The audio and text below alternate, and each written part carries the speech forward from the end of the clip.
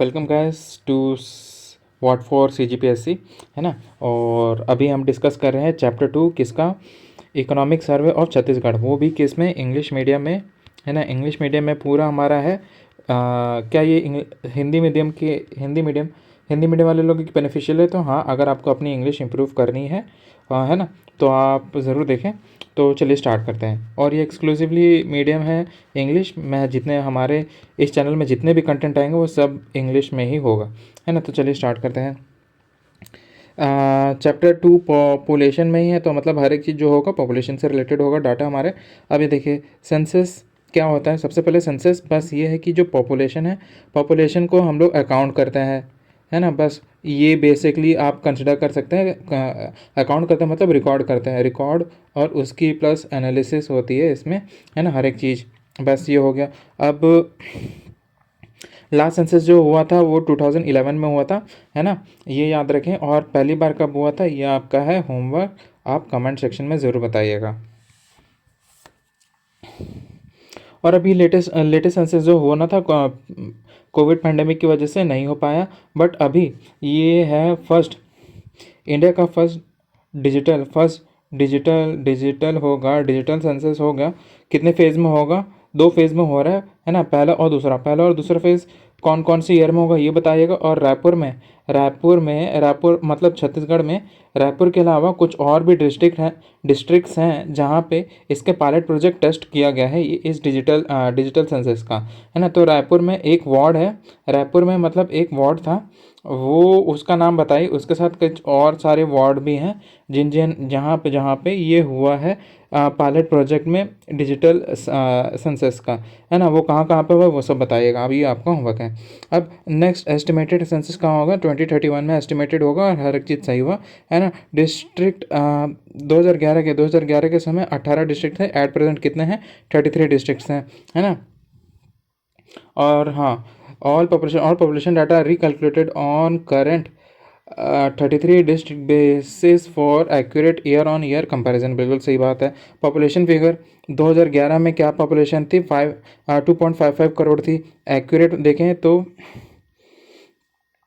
2 करोड़ 55 लाख 45,000 ना, इतना था ऑफिशियल बेस लाइन काउंट था उस समय का। और मार्च, ये नया डाटा है, बहुत ज़्यादा इंपॉर्टेंट है। उस समय का एस्टिमेटेड कहा थी 1 मार्च 2015 में 2025 में 3 करोड़ 0.8 लाख, मतलब 3.08 करोड़ पॉपुलेशन है छत्तीसगढ़ की। मतलब ये कहाँ है? स्टडीली प्रोजेक्टेड इंक्रीज़ हुआ स्टडीली इंक्रीज़ हुआ। और अप्रॉक्स एडिशन हुआ है 53 लैक्स का पॉपुलेशन सिंस 2011 से, रिफ्लेक्टिंग अ मॉडरेट डेमोग्राफिक एक्सपेंशन हुआ है, सही बात है। पॉपुलेशन डेंसिटी पर्सन पर स्क्वायर किलोमीटर, है ना। एक स्क्वायर किलोमीटर उसमें कितने इंडिविजुअल रहते हैं उसको बोलते हैं पॉपुलेशन डेंसिटी, है ना। अब 2011 में ये थी 189, अब 2025 में है 228। अब यह increase driven by population growth in limited demographic region, बिल्कुल सही बात है, लिमिटेड डेमोग्राफिक रीजन। और ये डेमोग्राफिक रीजन का यहाँ पे यूनिट क्या लगे? स्क्वायर किलोमीटर स्क्वायर या स्क्वायर किलोमीटर, है ना। 1 स्क्वायर किलोमीटर में पर स्क्वायर किलोमीटर पर्सन। अब सेक्स रेशियो क्या है? सेक्स रेशियो देखें तो नंबर ऑफ फीमेल पर 1000 मेल, है ना। मान लीजिए यहाँ पे 900 फीमेल है, किसके कंपैरिजन में तो यहाँ पे 1000 मेल के, तो यहाँ पे ये इसका सेक्स रेशियो होगा 9:10। मतलब एक तरह से ये मान सकते हैं 9:10 नहीं, 900:1000, है ना। वो तो मैंने ज़्यादा डिड्यूस कर लिया। तो यहाँ पे 981 मान लो, फॉर द टाइम ये एग्जाम्पल ले रहे हैं, है ना, पर 1000 mail.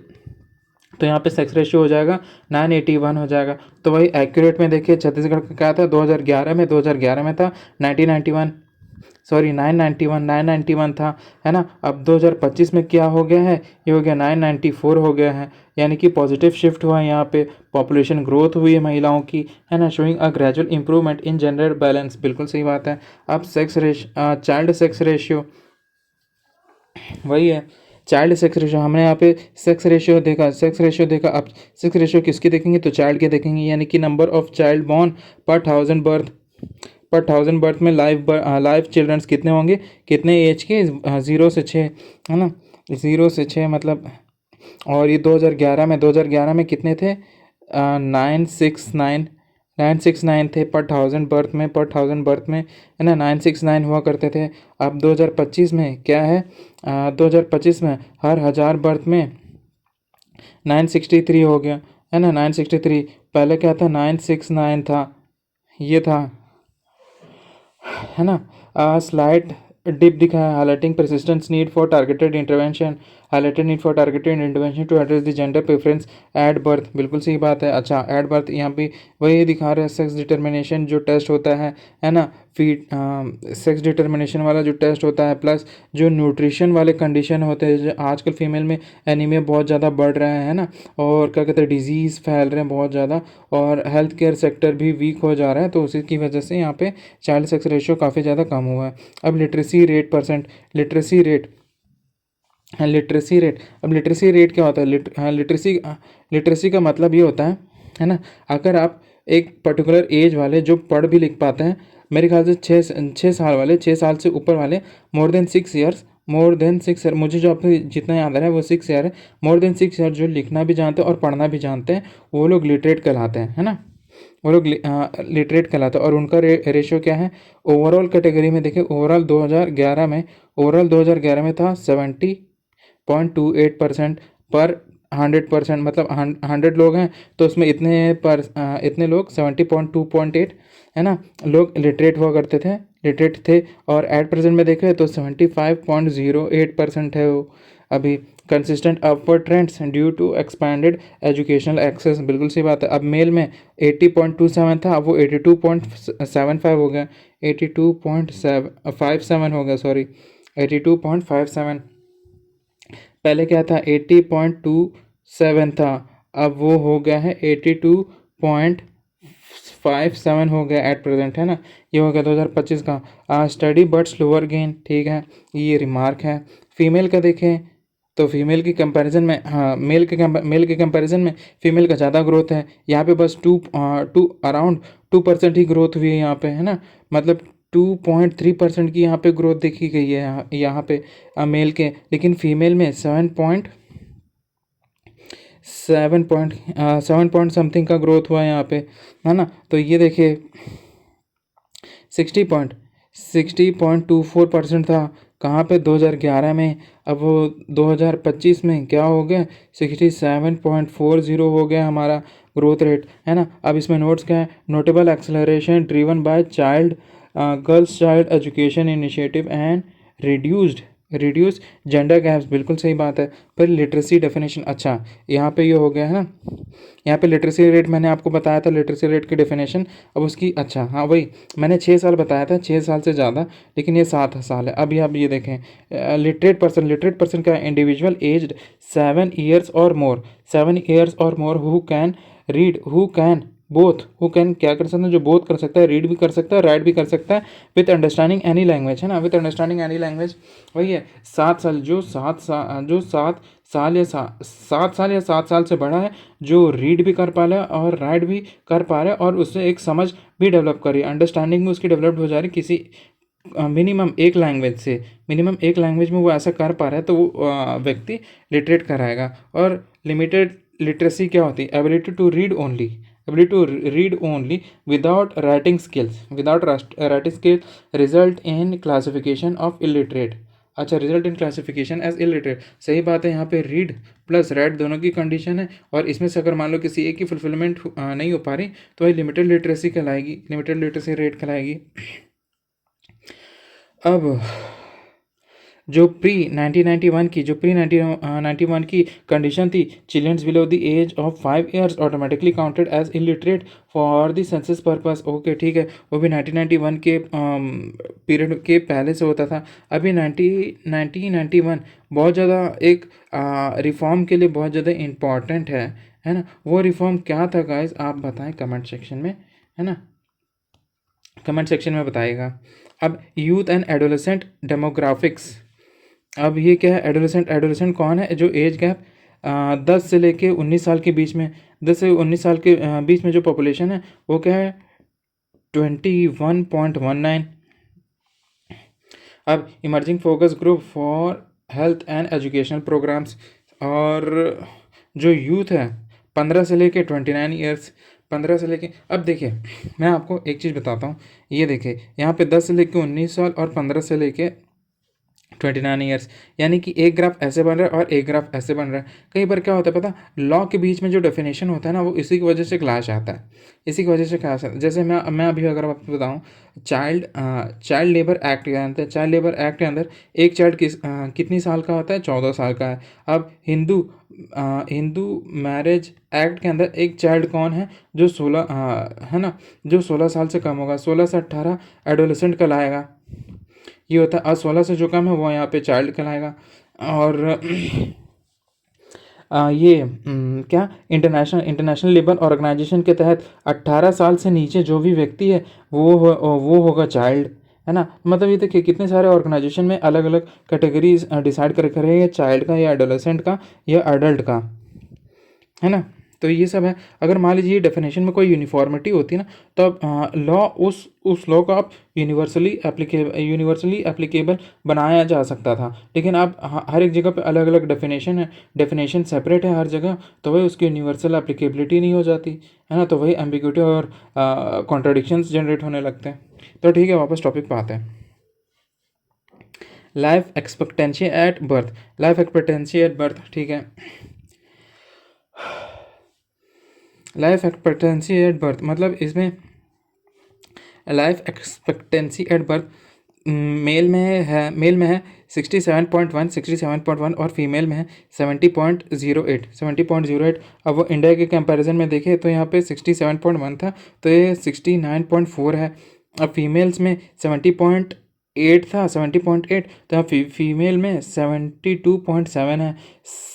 State lakhs slightly under scoring scope for improved health care delivery, सही है। रीजनल कंपोजिशन 2011 के, इसमें इसमें ये डाटा इतना इम्पोर्टेंट नहीं है, आप बस ये याद रख सकते हैं।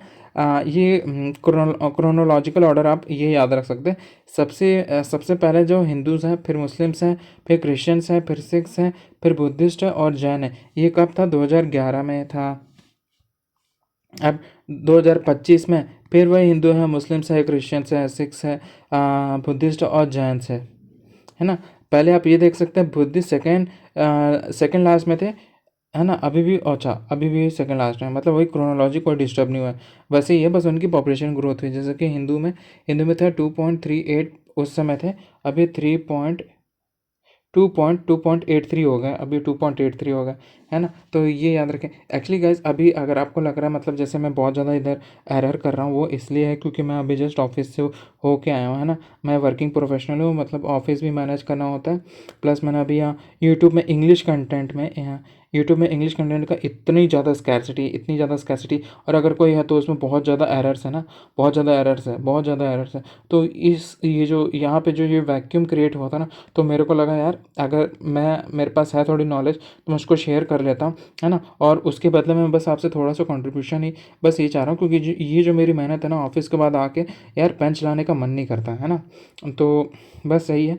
तो अगर आपको बनता है तो आप कंट्रीब्यूट भी कर सकते हैं, है ना। लास्ट में QR कोड भी दिया है, आप वहाँ पे जाके कंट्रीब्यूट करते हैं, नहीं करते हैं तो अभी कोई इशू नहीं है। बट यस ये है कि अगर आप जब कंट्रीब्यूट करेंगे तो मुझे मोटिवेशन होती है, मेरी मोरल बूस्ट होती है ना। तो मैं और भी अच्छे आपको कंटेंट ला के दे सकता हूँ। हो सकता है आगे चल के AI बेस्ड और वो सब वाले वीडियोज़ भी मैं इसमें इंक्लूड कर सकूँ।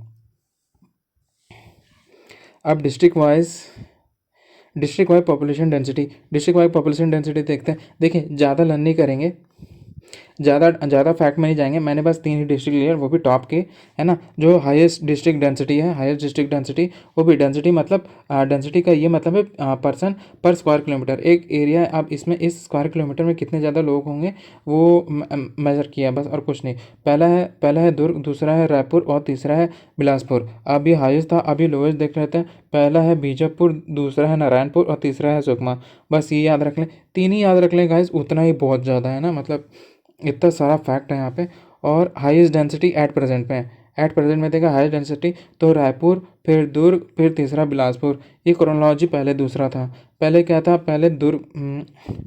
अब यहाँ पे करंट में क्या आ गया था पहले यहाँ पर। अब मैं 2025 की बता रहा हूँ ना, 2025 में पहला हो गया रायपुर, दूसरा हो गया दुर्ग और तीसरा तो बिलासपुर था ही, है ना। ये क्रोनोलॉजी चेंज हुआ है ना। हाँ यही हुआ है। अब यहाँ पे पहला है बीजापुर, दूसरा है नारायणपुर और तीसरा है सुकमा। मेरे ख्याल से ये तो सेम ही है ना, बीजापुर नारायणपुर सुकमा, बीजापुर नारायणपुर सुकमा, बिल्कुल सही है। हाँ, ये नंबर भी आप याद रख लें। रायपुर का है 960, दुर्ग का है 848, बीजापुर का 602, और फिर इधर सॉरी बिलासपुर का है 602, sorry guys, sorry sorry sorry, Bilaspur का है 602, बीजापुर का है 32, बीजापुर का 32, नारायणपुर का है 33 और सुकमा का है 49। अब ये 2011 का भी सेंसस का भी देख लेते हैं। दुर्ग का है 749, रायपुर का है 746, बिलासपुर का है 460, ओके, बीजापुर का है 30, नारायणपुर का है 30, सुकमा का है 46, है ना।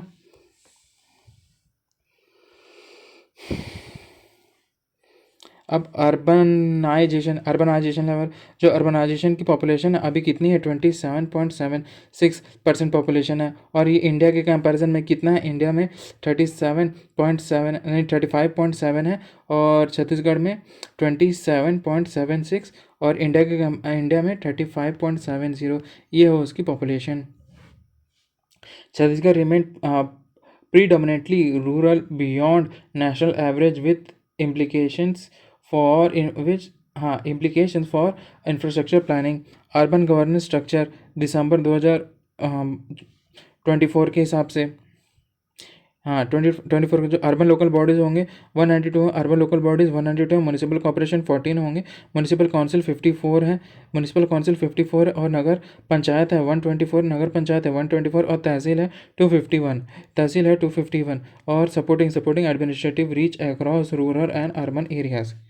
फिर एस्पिरेशनल डिस्ट्रिक्ट कितने होंगे, एस्पिरेशनल डिस्ट्रिक्ट है district and blocks, aspirational district total है 10।